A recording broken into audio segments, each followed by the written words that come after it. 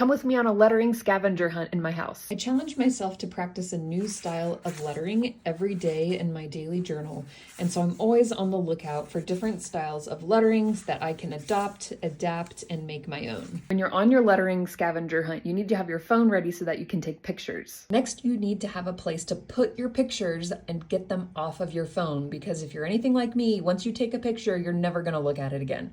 So I'm using Notion, and I've created a page called Lettering Examples.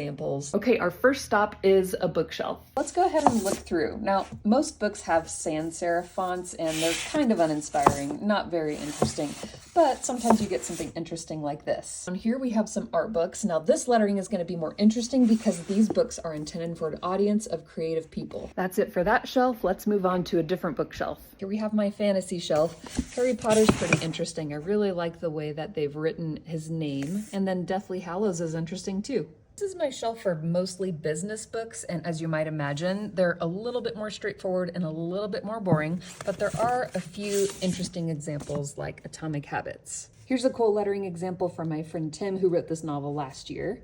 Here's a shelf for books about religion. Most of these are kind of like business books. They're usually serif or sans serif, but there are some outliers. My bottom shelf is for graphic novels, comics, and poetry. I know there's going to be some great examples in this. Really like this fun, chunky, playful block letter. This lettering for wiener dog art from Gary Larson is pretty classic. And here's a couple other really cool examples from more Gary Larson books. Another place of inspiration that you probably haven't thought of is junk mail. Here's a couple coupons from our local Smart Shopper magazine. This Central Oregon and Breaks for Less is kind of cool. I really like that Rapa Nui font. Looks like brush lettering. Product packaging is a huge source of inspiration for lettering. So you can take pictures of your fridge, of your products in your pantry, or you can just go to a grocery store and snap some photos. Let's check out the pantry next.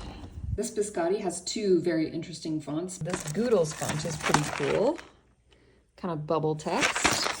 And then just behind it, we have some neat lettering on the organic gummy bears. Las Palmas is kind of interesting. What else we got here?